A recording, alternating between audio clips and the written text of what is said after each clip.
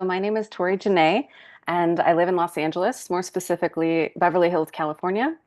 I have 3 degrees in psychology now and a multitude of different qualifications. And the reason I start with that is because where I am now and the life that I've built, you would never have guessed from where I started. And I was actually conceived in a heroin rehab facility. My mom had addiction issues for our whole life. So we were on welfare or, counselor state kid, like lots of different challenges throughout life. So I grew up with both parents being having addiction issues and a lot of struggles. Over the last 11 years, I've gotten divorced. I lost my mom, my sister to drug related issues. My sister overdosed. My grandmother, my dog, like you name it, I've lost my health, my my wealth. There's not many challenges I haven't been through. And I really share that because I think we don't talk about these things enough, first and foremost. And secondarily, while I do have a lot of the fancy qualifications, I've walked the fire and I've had grief that cracks your soul open and I've had trauma that can break you. And so I just want to let your listeners know right up front that I don't speak of this because I read it in a book. I speak of it because I've lived it, I've healed it, and I've spent 26 years becoming the expert that I am today. So, Tori, let me ask you then, when you share a story like that and you reflect on everything that you've gone through, what are some of the obstacles that you went through back then that you look back and you're like, you know what? These are defining moments in my life. Oh gosh, like a big one was when I was 17 and I knew that my home wasn't really conducive to me being educated. It was just too stressful. So I left at 17 years old and I've been on my own pretty much ever since. Like, I had a spouse, but I never had parental support from the time I was 17. I actually supported my parents at times or gave money to my younger brother, helped raise him. So that was a very pivotal moment, a big change in my life. And the other one was when I was in my early 20s and having my mom, my dad, my stepdad, so many people in my life, my older sister, all struggle with addiction. I decided at like 22 that I wasn't going to drink anymore. Like I was like, okay, I've tried this. I'm really bad at it. And I was like, and for me, like I didn't know this at the time, but that was me breaking the cycle of addiction in my family. And thank God my younger brother now is also sober and we've completely changed the trajectory of our family and I completely changed the trajectory of my life by leaving home, becoming independent, financially independent, which we'll talk about abundance because I've come from the bottom and now I'm here. So I have a real story of that. And also just really like all these moments through my life, even though we have these painful things that we think it's going to break us down, those are really the moments that we have to break through. And we always have the moment to make that choice to stand up one more time when we've gotten knocked down. And I mean, there's a million pivotal moments, but I know that those are two that changed the trajectory of my life was leaving home early, dedicating myself to getting my education. And here in the United States, it's very expensive to be educated. And I also paid for all of my education myself. I never took out a loan. I worked full time and put myself through school. I know for me, one of my proudest moments, similar to you, was when I left home because I just had to escape it. I was like, you know what? I can't grow in this household. And I look back all those years, and I was young. I think it sounds like we were around the same age when we left. It was hard. It was painful. Some days I was like, Terrain, what the hell did you just do? Right. Absolutely. But Yeah. then I would look back in my bedroom at the time in that single bedroom apartment, and I was like, you know what? Every time I go to bed, I have peace. Mm. I have happiness. When you reflect on that, how important of a decision was that for you to leave, knowing that maybe it's going to be difficult, but in the long run, it was better choice for you? Yeah, it felt like it was almost like life or death in some ways. It was like I knew if I didn't get out, I wasn't going to make it. And it was like everything in me knew that no matter what I had to do, I was going to make it happen by leaving. And so, yeah, it was painful because I also worried about, is my mom going to be okay? That was another concern, is I'd always kind of helped her. So there was that, what I call inner conflict between do I save myself here or do I, I love the saying, do I set myself on fire to keep someone else warm? Like a little bit of sometimes you have like survivor's guilt where you're succeeding, you're surviving, and someone else is suffering or someone else may not be as successful. And when you're working with some of the men and women that you work with, do they sometimes pull back from progress because they're looking at it as, what about my mom? What about my dad? What about my family members? What about my relationships? Is that a struggle for some people to accept and understand? Yeah, I think that's such a good question because so many people don't understand that there's a part of us that doesn't want to be left behind. There's a part of us that doesn't want to disconnect from our tribe, which is our family. And when we heal and we move out of the old ways in which we were taught to be, even with addiction in my family and me going to school, like that wasn't something that my family was excited about. I actually heard things like, "Oh, you think you're too good for us now." And like that made me, in Australia, they call it tall poppy syndrome. When we start growing, the people around us actually want to cut us down to size. And so that can be an inner conflict of guilt of leaving people behind. I even had this when I was about 30, I was working in corporate and I made, like six figures and I would give a lot of my money away to my family because I felt so guilty. Like I'm I'm okay and they're struggling. And it's like allowing someone to have their choice and recognize again that you have to put your oxygen mask on first and work through that guilt and realize that 99% of the time that's codependency speaking. And codependency is really if you're okay, then I'm okay. And it's very typical in any situation where there's mental health issues, drug addiction, alcoholism. Like we don't even know it because we're just raised in that environment. It's like breathing. Like I didn't know how to connect with someone if they didn't need me to take care of them. Like, That sounds like someone I used to date where she was trying to fix every single person at her own detriment. And it got to the point where it is exhausting, right? yes. Because you're around this person who seems to have time for everyone else, but not themselves, right? And then they get upset because they're like, oh, there's not enough time for me. I can't do this, I can't do that. And if they're in a relationship, it takes away from their relationship because maybe they're not focusing on themselves as well as their partner. And one thing I wanted to ask you, and I shared this offline before we spoke, was abundance, right? Hmm. Like you hear that a lot in relationships or between two people. What does that mean from a perspective of a relationship when someone says that, you need to manifest abundance. So what does abundance mean, not only to the person in a relationship, but the partner that they have? Yeah, I mean, I think abundance, we primarily think of money, and that is a big part of it. But I really see abundance as joy, love, success. It's excess. And so many of us just don't allow ourselves to have any excess. We get stuck in either not enough or just enough. But when's the last time someone felt like they had an excess of joy or love or peace or ease? And so when I talk about abundance, I always say like living in alignment with your truth is abundance. Having your financial, spiritual, emotional needs met is abundance. So manifesting is really my conscious choice to create something in my life. And like you were saying, that means also making a difficult choice to maybe stop focusing on everyone else around me and recognize that, like, if I want to be abundant, I have to have more than enough. My cup has to runneth over. And then I'm in a place to take care of people. Like, I love to even think of like with parents, like, if you don't have the energy or the resources, you can't bleed yourself dry to give to your children. You want to have something to give to them. Same thing with your partner. You want to be able to be in such a good place working on your own health, happiness, wealth, wellness that you have something to give that person. A lot of us, we always think about what we can receive in love relationships. And I think of abundance as how can I fill myself up, have a good relationship with myself so that I can have a good relationship with other people. And we also have a relationship with money, and a lot of people don't know that. And I'm not like, I really focus on like trauma and relationships but I really work on the relationship with money as well because I grew up without it. So I know what it's like to not have it.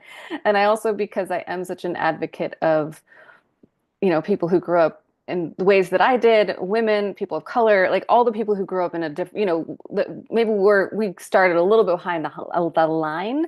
It's very important to me to help people understand how to heal their relationship with money and recognize the way that they earn, spend, and save can all be shifted and changed. I struggled with that a little bit growing up, where my relationships with people and money was probably toxic. It's all how we do anything is how we do everything. Exactly, right? It wasn't like I was good here and toxic there. I was just No. toxic across the board. But I think looking back, I think the reason why I did that is maybe I was a little afraid of the change. I knew who I needed to become to obtain the type of lifestyle I wanted, but I knew that to do that, I would have to leave people behind, Hmm. right? And leaving people behind at that time meant that I would have to be alone, right? And you probably have seen this. For a lot of people, being alone is one of the worst things they could ever go through. So I delayed it and I delayed it. And as I was delaying the changes, I began to get hurt by some of these Hmm. people I was delaying the changes for. And then I remember one day I got my house that I'm living in now. And I was so excited, Tori. And I shared it with a couple of my friends. And then I'll never forget the one person turned around and said, "Why is that you can get a house and I can't?"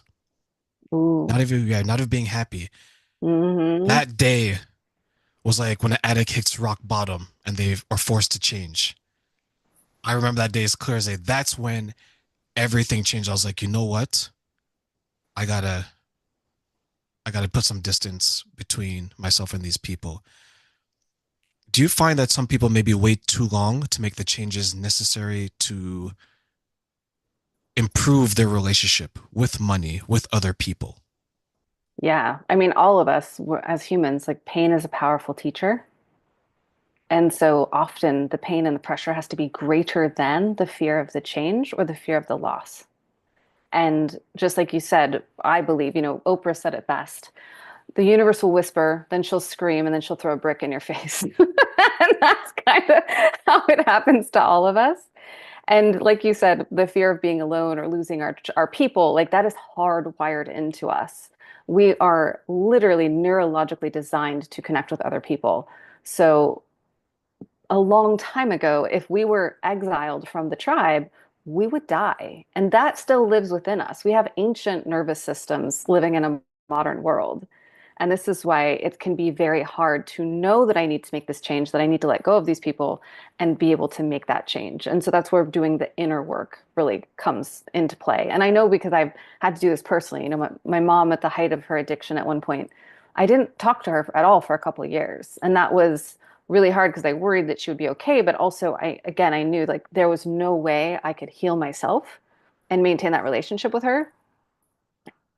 I always liken it to like if you have a really large wound and you keep putting salt in it and opening it back up, it's never going to heal. So sometimes we have to take space. Sometimes we can come back to old relationships and heal them. And sometimes their time has expired in our life. Like you're saying, like you have this amazing, you bought a home, which is such a big deal. And there were people who weren't happy for you because they were in their victim mindset, which is life is happening to me. I have no control. And this is where most people live. How can someone who's living in that type of state, victim mentality, victimhood, break free from it? Well, I'll share something I've learned in spirituality because I've done a lot of psychological studying over the years, but Kabbalah is the spirituality of Judaism, and it's a really beautiful thing. It's not really religious, but it does talk about this mindset shift, and it talks about the three levels of consciousness. The first level is life is happening to me, and so that is the victim. Everyone wrongs me, everyone takes from me, they constantly this is the person in your life who complains about their partner over and over and over but never changes anything, and we all do this. So it's like when you're in that state of constant complaining but you're not taking any action, you're in victim state. The next level is it's happening through me, or I'm sorry, to me, then it's for me. Life is happening for me. That means I'm now able to look at the challenges in my life and say, wow, that really tough thing happened, but guess what I learned? Most people, if you can look back at something that was difficult for them, they lost that job, that person broke up with them, the next better thing possibly came in, or they were less miserable. It's kind of believing that everything that happens does happen for some reason. It doesn't mean that it happened easily, that it wasn't painful, that it wasn't difficult. It just means that I can look back and have more of a growth mindset, meaning, wow, that difficult thing happened, but I grew from it. So it happened for me, even though it sucked, even though I had to go through that, because I've had to look at my entire life that way. Like, why was I born to two addicts? Why, why was pretty much everything in my life a struggle? And so I don't say this because life was easy for me in any way, shape, or form. And the highest level is that it's happening through me. And that means I'm at complete ease. What happens, good or bad, I'm in complete acceptance because I know that it's all for my highest good. And then I don't have that huge reaction. And that's definitely like I'm not there yet. I'm at the for me stage, but that is what I'm trying to aspire to is getting to this place that whatever happens in my life, good or bad, I know it's for my highest good, that I'm going to learn something. It's going to lead me to the next thing. It's going to push me to grow because pressure creates diamonds. And we don't want the pressure, but we don't always grow without that pressure. As you were mentioning that happens to me, for me, and through me, it Hmm. reminded me of a few friends that from that time, that example, who were stuck in it's happening to me, Hmm. right? And as they were going through that stage, they became very physically aggressive and at some points violent, Oh, yeah. right? Because as you mentioned, it's happening to me, they're experiencing it, they're angry, which we know is an emotion, it's a secondary emotion for a lot of times insecurity and things like that, And pain. and pain. So instead of them dealing with it or handling it, they're feeling it. And because they're feeling it, they're lashing out. And what they would do is they would lash out at anyone else that was more, quote unquote, successful or accomplished than they were, to the point where they would damage material things. They would say things. They would get into Mm. fights. The problem that I found from a male perspective when they were going through this is, and I shared with one of them recently because he's been going through it for the last 10 plus years, is that I was worried for him and I shared this. I was like, my concern is when you get into a relationship and you're still struggling with this, are you going to become violent and aggressive with her? Mm. Because it's one thing if you're going to do it man to man. I think men in general have an idea that there's a line you don't cross before they reciprocate the violence. But women in general, who sometimes are smaller in nature, less reserved, not as aggressive, it may cause harm. And I share this to ask you, what are some of the consequences of people who maybe get stuck in one of those stages and have a difficult time leaving it, and now they're taking their frustrations out on the world? Yeah, I mean, everybody's going to experience a victim mindset at times because life is hard and it does suck. But I think victim is the worst state to get stuck in. And it's really because we lack confidence, we don't take action, and the consequence is really the your life. Because if there's only three things that matter in life: who you love and who loves you, the contribution you make, whatever work you do, it all matters, and the experiences that you have. And if you have no control over those three things, when you are on your deathbed, there's going to be nothing but regret.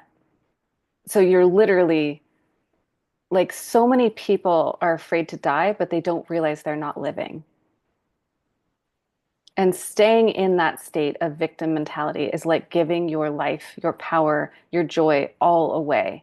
And one day you'll have great regret over that. Because, yes, bad things happen. Yes, there are terrible things in the world, but we always have some kind of agency, some small choice we can make to make it a little bit better. And whenever you're dealing with a victim mindset person, I have some really quick tips and tools for people. When they go into the super complain mode, validate, put it back on them. So what does this look like? They're complaining, complaining, complaining. I'm so sorry. That sounds really hard. I'm sorry you're going through that. Something that just says, I hear you. I acknowledge you. I hold it for, I'm holding it with you. And then you say, what are you going to do about it? And you're putting it back on them because you also want to start to help them see that they have choice. Because a lot of us will tell them what to do and then they won't do it. And then we can get frustrated. And some people do like to just vent. And there's a difference between venting, because women, I don't like to generalize, but in general, a little bit, women can come to their men and just want to vent. And so one of the tools I love to give to my male clients is ask you if you're in a typical hetero relationship. or whoever your partner is, actually, it goes any which way. But if you're with a very verbose partner who just needs to talk, when they come and want to like talk, talk, talk, talk, talk, say like, do you need to me to just hear you out, or do you want me to help you fix it? And a lot of times they'll say like, I just need you to hear me. So you hear them and validate them. A lot of men, especially good men, when they hear their partner complain, they want to fix it. You know, she comes in like, and I'm just using a hypothetical, but she comes in and starts complaining about her best friend, and you're like, well, that's problem solved. Like, you don't need to talk to her anymore. It's like guys will be like, you know, I love there's a woman who does a psychologist who does work between men and women, and she said basically like the stereotypical way to think of it is like there's a huge field that needs to be mowed with like a machine, right? Let's say there's like a lawnmower or a garden mower, depending on if you're in the UK. And like a woman will talk about what she's going to do. She'll tell everyone the plan. She'll talk about it for an hour, and I'm gonna go in zigzag pattern and all this stuff. And a man will just grab it and start doing it. And so we have to remember, like, we have these different, we all work a little bit different ways. So if we can communicate by asking, what do you need in this conversation? Is this a good time to have this conversation? What are you going to do about it? Now you're not taking on that load. You're not taking their responsibility. And you're also, in a good way, empowering them to say, hey, you've got the ability to solve this problem. I don't have to solve it for you. Would that work as well for those who are, because you hear like, at least from my perspective, you hear a lot of things about like energies, right? Like you have some Yes. men who are in their feminine energy, and then you have some women who are in masculine energy. Taking that approach and that example, because it's a fantastic example, right? A woman would, if you're generalizing, get the Yes. lawnmower, talk about it before she actually does it. A man would just say, you know what? I just need to get it done. Right? What happens then if a man is in his feminine energy and he's complaining, complaining, complaining, and then he goes to his friend who's maybe in his masculine energy? He's like, okay, what is it that you want to do about it? Could there be a clash of energies between the two, despite their gender or what they identify with? Yeah, I mean, we all have masculine and feminine energy. And I kind of get a little bit annoyed with like all these new dating coaches who are like, you must be in your sacred feminine to attract a good man. It's like, well, the feminine, it's like there's the yin and the yang, there's feminine, there's masculine. Like, I don't need to be a black cat. I don't need to be chased. I don't like this is not healthy relationship stuff. So I really honestly hate that kind of stuff. Like, do I believe in like, yes, do I want to let my man be masculine? Sure. Do I want to allow myself to be feminine? Absolutely. But I don't, it's not so clear cut. It's very much like if you have this example where this man to man particularly that man might trigger the person who's in the male who's in his feminine energy. We'll just use that example, but that's actually should draw him up. It's just like if I was with a girlfriend and I heard her complaining all the time, it's like, well, you do need to step in your masculine a little bit here because the feminine is the receptive, the creative, the intuitive, the being. The masculine is the active, the doing, right? It's like the decision making, the decisiveness, the leadership, and we need both, male and female. No matter, it doesn't matter what our pronouns are. We have to have both energies with us, and both can get stuck in the misaligned energy that they need for that moment.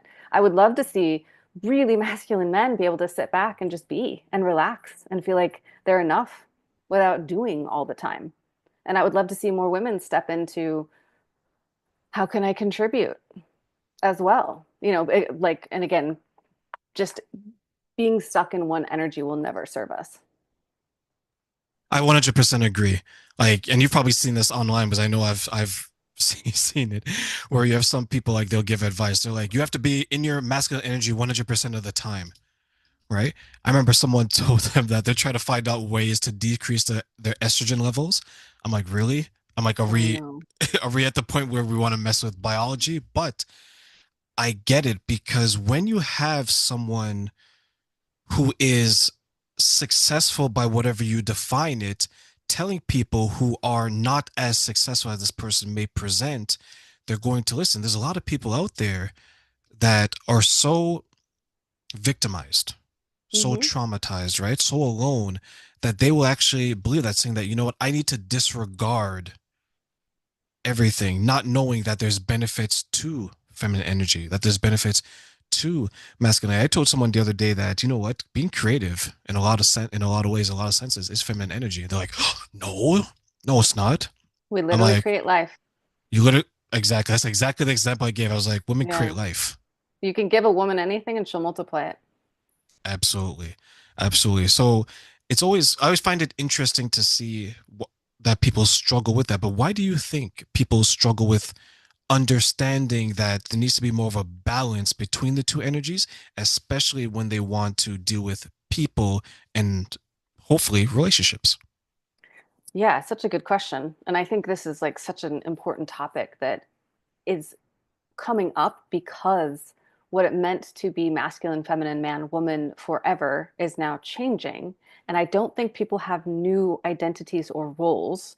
And there's a whole generation of people who are kind of throwing it all out. And I think the pendulum with all things will swing, it was very far the wrong way. Like I always remind people, women in the United States couldn't even have a bank account in their own name. They had to have a male cosigner, a father, a brother, a husband, literally until like the 1980. I can't remember the exact year, but it's like 78, 80. So that meant my mother could not even have her own bank account.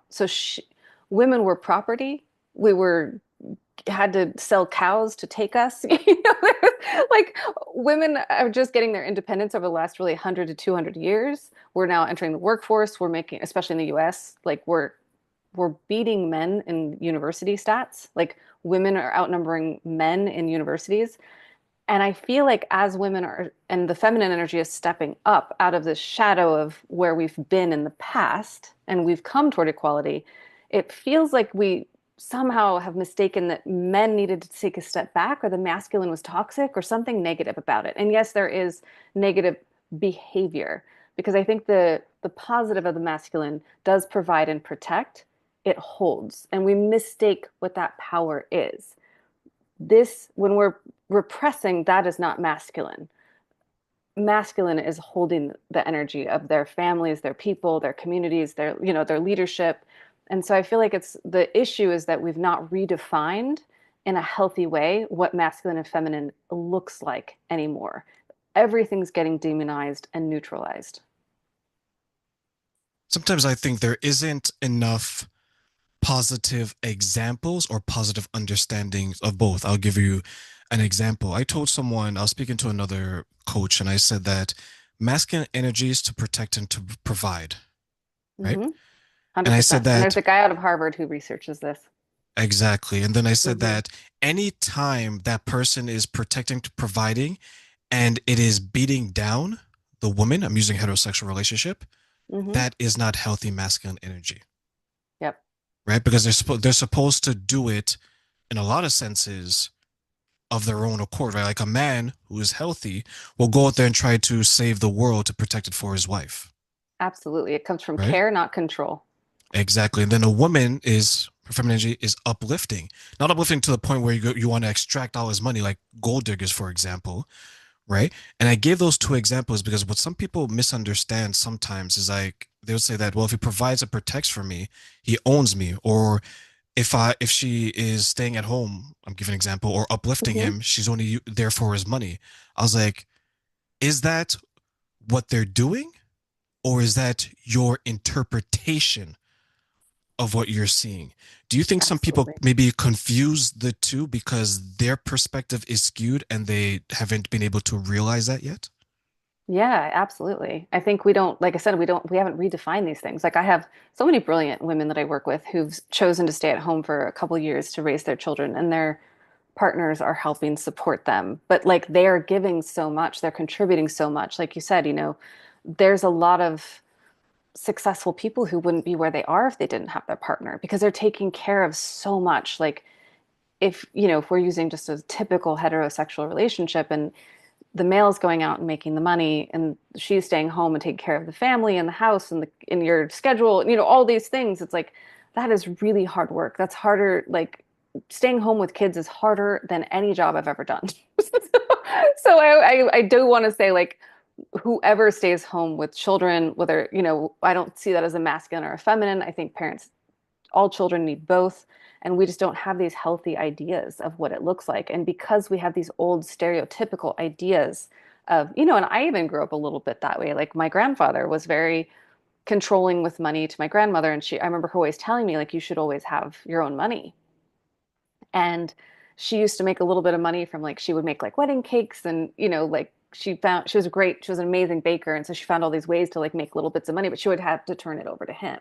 And then when he passed, she didn't even know how to pay a bill. Like she was completely disempowered around money. So I think we have those kind of old archetypes in our mind. And even everybody has those. And so it's really doing that inner work to get clear on like what are my own internal biases, like what do I think of a man, like because women and men will and him they're all people, humans on the planet, we have our own experiences and it created our maps of what we think is happening in the world, and we bring all of that into our relationships. If I think, and I've seen this in clients, like if I have a client who thinks, because from her culture, like I work with people in Dubai, in their culture, it's very common that the male energy needs to provide everything. And if they make any money, it's for them to play with. So that is very steeped in them. If they came to the United States, someone would be like, no, everything's 50-50. But then it's like, even with the 50-50 movement, like, is that fair? If one partner's making 100,000 and one partner's making 50,000, why would they pay 50-50? So it's like, it's really unpacking this stuff and having honest conversations about with yourself, what do I expect of my partner? What do I think that healthy relationship looks like? And asking them. There's the Gottmans, who are famous marriage therapists in the world. They're out of Seattle, but they can predict divorce with a 96% accuracy after spending like a couple hours with you. And they talk a lot about this, about understanding your partner's love maps. What do they think about the roles of partners? Whatever role you're taking, whether it's masculine, feminine, husband, wife, two husbands, two wives, what does that look like? And to be very honest with each other and to unpack that, because you can have a partner who thinks, oh, you're supposed to do all the laundry because that's what my dad did. But it's like that's not going to work. And then there's just fights over that kind of stuff. Why do you think people are not having those types of conversations? Oh gosh, I think people have very few conversations. You ask anyone on the planet what that makes a good relationship, and we'll all say communication, but we don't know what that looks like. And I always say over communicate, because we think that if we're just talking to our partner about our everyday life, we're communicating. No, ask about their childhood. Ask about what do they think about this? What do they believe about this? What were the things that were said to you growing up in your household? What did your mom and dad say about money? What were your experiences at school? You will learn so much more about them. Like, we really don't know that much about we think we know a lot about our partners, but we really don't.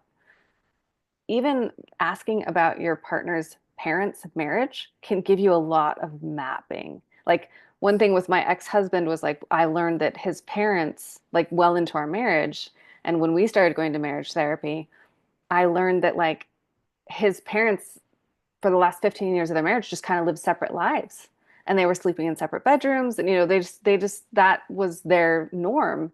And I could see in a lot of ways how our marriage, the longer we had been married, started to kind of turn into that. We were just two ships kind of passing in the night, and that wasn't what I hoped a marriage would be, but that's what he thought was healthy and normal. And it wasn't, he had no malintention with that. That was just what he saw. And because his parents literally lived till death do you part, he thought he was doing the right thing. I had that conversation with my current partner, and I told her that we have to communicate, and I listed the reasons why. And I broke it down and I gave her the example, and I use like lingo from these youngsters these days, right? I was like, friends with benefits don't talk to each other unless they're going to meet up. Hey, come over. Situationships, and I hate Absolutely. that word so But it's much. so sadly true, unfortunately. Yeah. Yeah. They're right. They barely talk, right? And I told her, look at all the healthy relationships, all the examples. They communicate. If it's strictly a sexual thing, there's no really need to communicate. They don't care about your day as long as it doesn't inhibit them from getting some play, Yeah. right? So the communication piece, to your point, like everyone's going to say communication is the most important thing. And then I ask my next question to anyone that says that. I was like, At what age do you learn how to talk? They said, Terrain, you know what, 3, 4 years old. I was okay. What age do you learn how to communicate? They say the same thing. I was like, really? I was like, you learn how to say words. You learn how to make sounds. Can you communicate your feelings? Tell me how you felt when you were 5 years old. Tell me how you felt when you're 20. Tell me how you felt when your relationship ended. Tell me how you felt when you had children. Tell me your what makes you vulnerable. Tell me what you're afraid of. Then you see people close up because these are real conversations that a lot of people aren't either prepared, weren't taught, because I know I wasn't. I didn't even Mm. grow up with my mom and dad, right? So I look at some people's struggles as an openness up to you. I think we all reach a point in our life where we know something isn't working. And then we have to make a choice. Do we confront it to resolve it? Or is it like that old sweater? We just throw it in the back of the closet. It stinks. It's old. We know it's there, but we're going to pretend it's not there. What are your thoughts? I feel like we do want to avoid these things. And a big part of why we don't communicate is A, we don't really know how. B, we're afraid that communication will actually make things worse. This is a common misconception. And I love to teach people, I think it's Esther Perel's the three T's of communication. It's turf, tone, and timing. So turf is this a good space to have this conversation? Like thinking about that from a couple different places. When am I going to bring this up? Where am I going to bring this up? And then I'm also going to like, where are we going to have this conversation? Like maybe if you're struggling with your partner, it's not the time to bring it up in a busy restaurant when you guys are can't hear each other. Tone is how are you saying it? I always tell my clients if you're triggered, it's not the time to communicate. If you can pause or say, I'm really triggered, this isn't going to come out right, at least give them a warning. And then timing is again, is this a good time to have a conversation? And also thinking about the other person, is this a good time to bring this up? Because a lot of people don't think they're in their own head and they want to unload what they need to say. So like let's say your partner just got home from a really rough day at work and you've been stewing about something they said all day since yesterday. And so you're ready to explode the minute they walk through the door. And instead of saying like, "Hey, how was your day?" you come at them with all of your stuff. It's going to be a knocked out and drag out fight because you didn't check in with them. You didn't check, like, you didn't think of your timing, you didn't think of your turf, and you probably didn't check your tone. So I love to give people something simple that they can remember. If you can get those three down, it will help a lot. But yeah, we fear what the other person will think of us. We have a lot of people have a lot of shame. They don't think that what they're feeling is important or valid. So they just don't bring it up. And so one thing that I really try to practice is asking questions. And I always say, bring up things with curiosity. Like ask someone a question, say like, "Hey, you said this thing and you probably didn't mean anything by it, but I got a little bit in my head about it. Can you help me understand it better?" And that takes a lot of the sting out of it, and it also invites them to not get defensive. Because the minute you start using you language, you did this, you said that, you didn't do this, we become defensive, and that's normal. So we start with I language.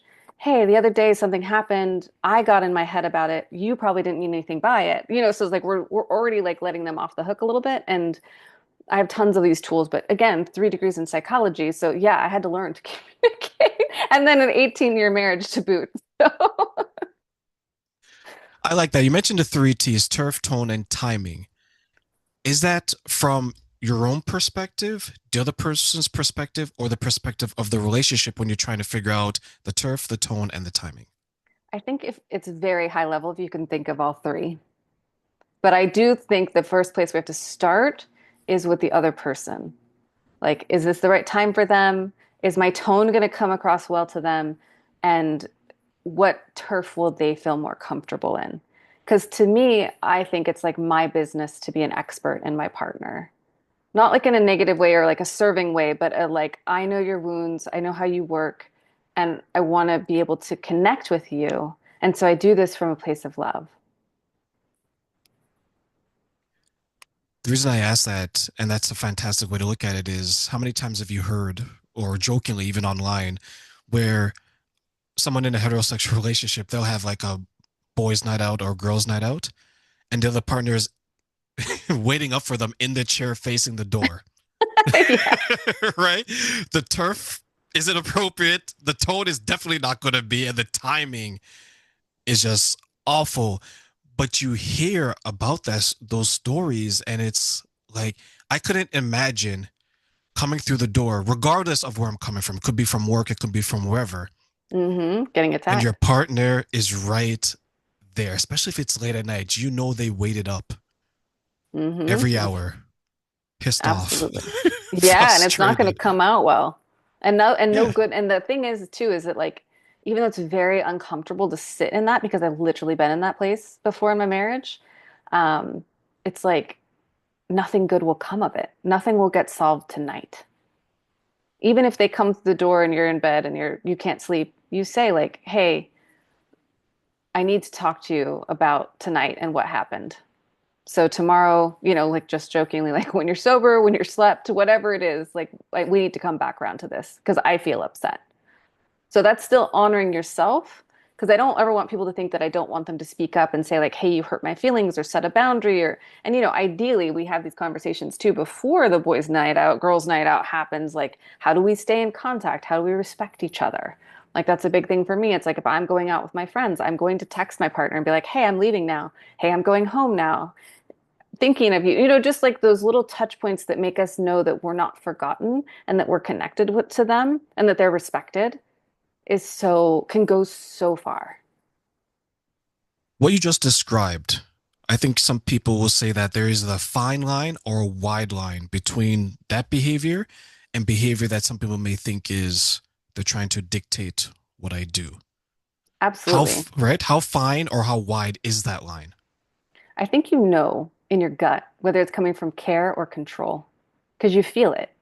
It's like if you're getting the text of like, "Hey babe, have fun tonight. Please let me know you got home safe." That's love. If it's like, "Did any guys hit on you tonight?" That's not.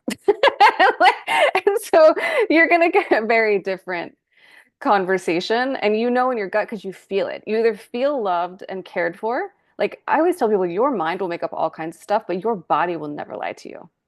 And if you get that text and your body and your mind goes, ugh, it's like, it's very different. Or they go silent on you. You text them and say like, "Hey, I'm home," and they don't respond to you, like until the next day. Like they're subconsciously or conscious, they'll be like, "Oh, maybe," they'll make up some excuse, but in your gut, subconsciously, they might be punishing you.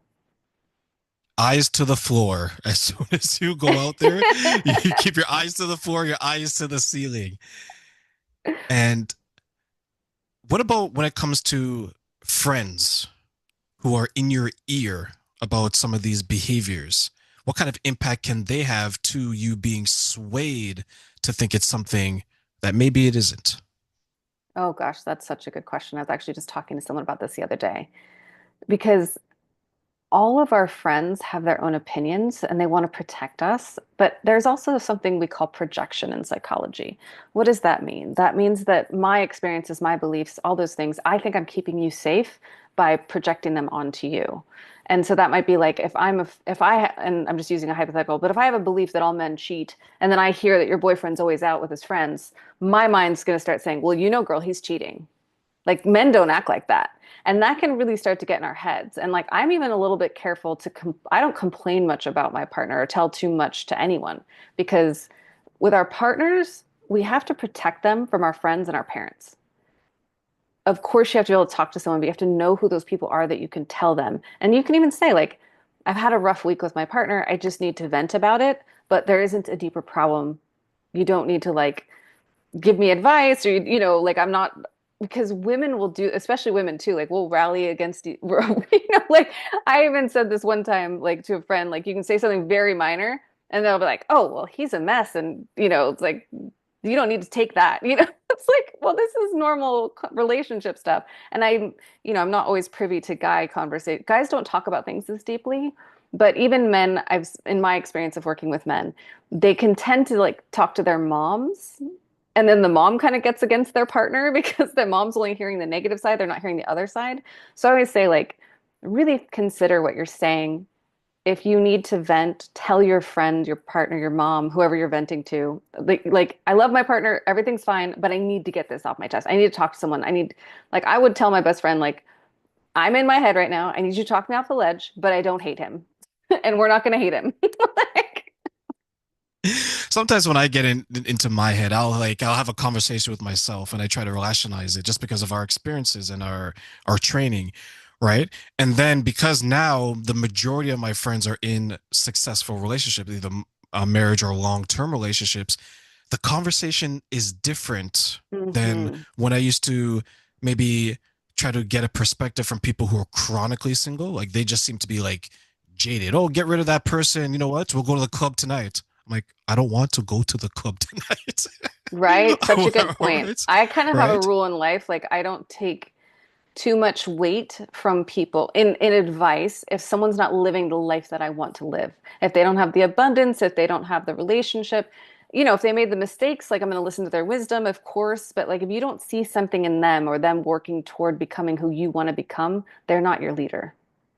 Is that hard for people to distinguish? Absolutely.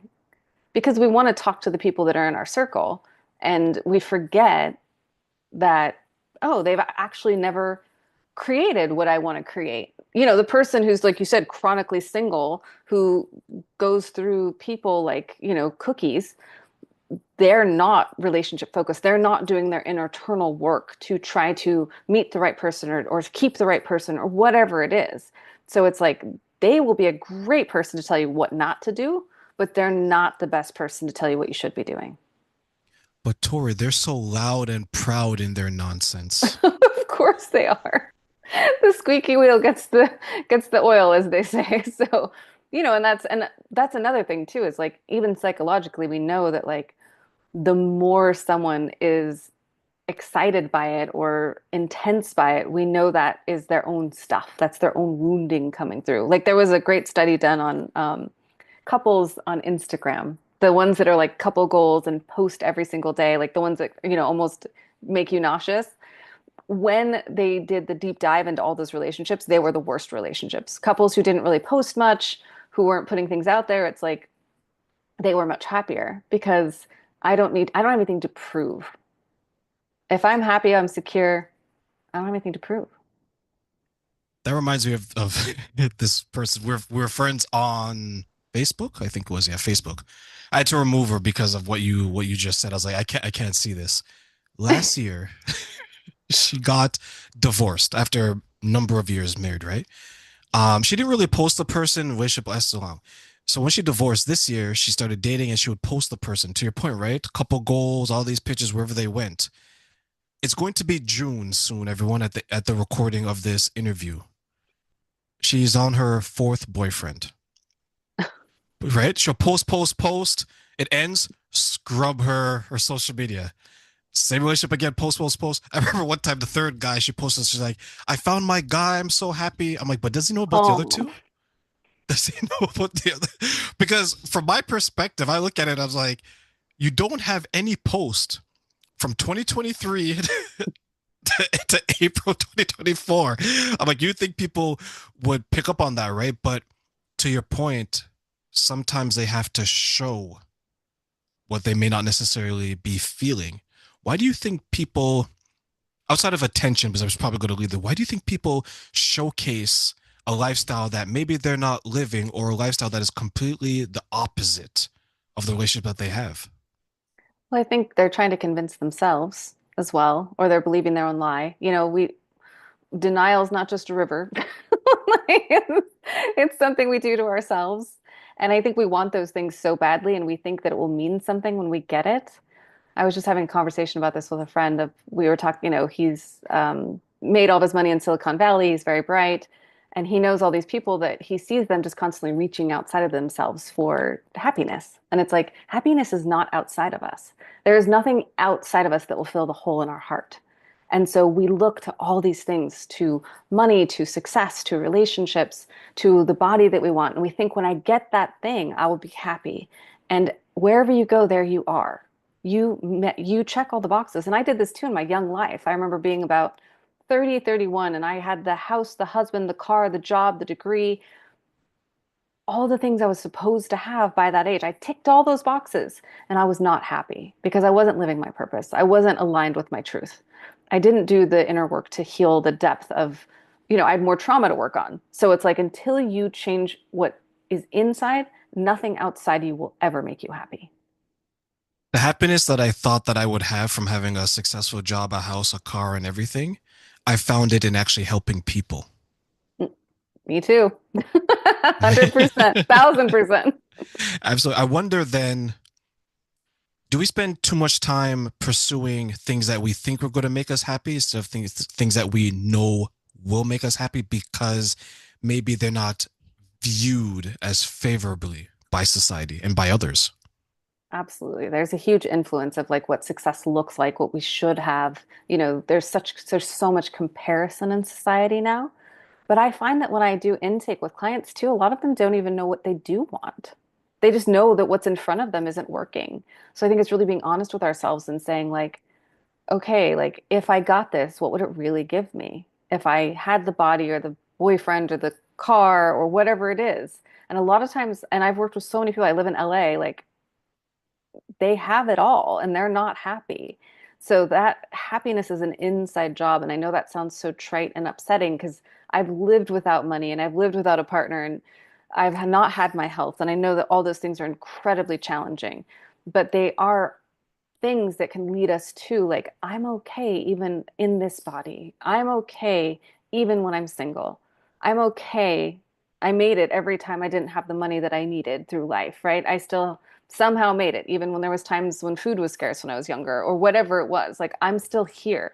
That's a very empowering thing. And to remember that, like, wow, I really can get through anything. And when I have those things, because I'm okay on my own, everything will be better when I get it because it's adding, it's not filling a hole.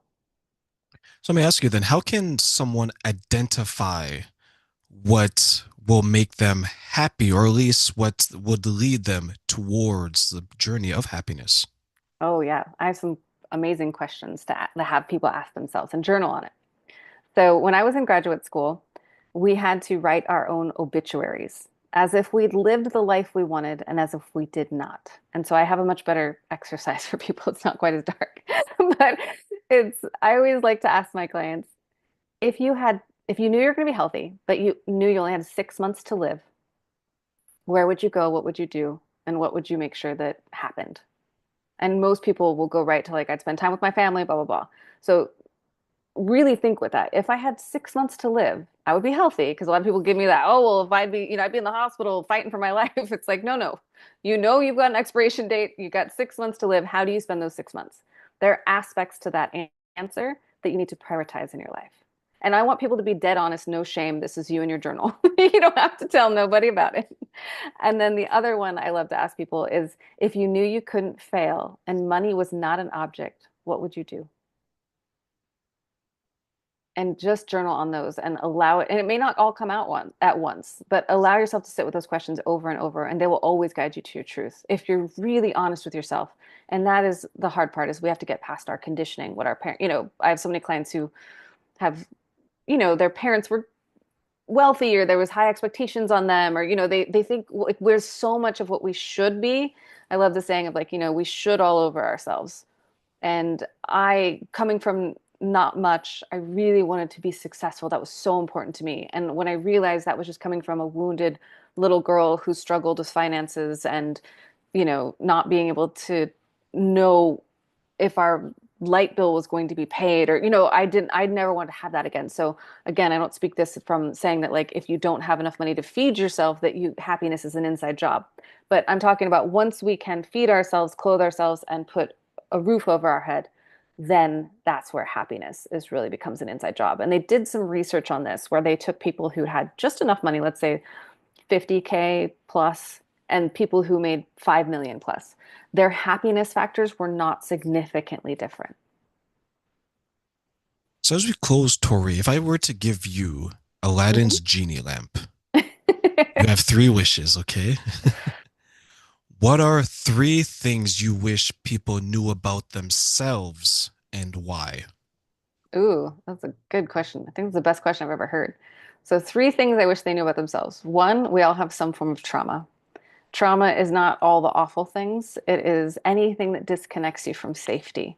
So it can be a critical parent, a parental divorce, just looking at your past and recognizing that your past is influencing your present. And how can you remove those lenses so that you can see things more clearly? Two, that you are enough exactly as you are. You're doing the best you can. And there's nothing wrong with you. You're not broken. Doesn't matter what you've been through. You're okay. And three, that we really can heal anything. It may never get back to perfect. It may never be what it was before. But I have, like I said, I've walked through multiple deaths, divorce, health challenges, financial challenges. I always kind of joke the only trauma I have not yet survived, and I'm hoping I don't have to go through it, is like a plane crash. I just had the fires here in Los Angeles, like I've survived that. So it's like, I've been through a lot of things in life to say that like I've been able to get through all that, and because I have the tools, I know how to walk through it. I know how to heal myself, mind, body, and soul, and all of that information is out there. What we don't do is implement it, and that's a whole nother podcast as to why, because there is a great answer to why. But just know that you can heal anything. The information is out there, and that there's nothing wrong with you for not implementing it quickly. There's a lot of stuff that we've got to. I always tell everybody, if you take nothing from today, just make one small change in your life. Work on yourself 1% every week on a problem that you have, so one place in your life you want to shift. And at the end of the year, you're going to be 50% better. But make it so small that it's almost imperceptible to your brain.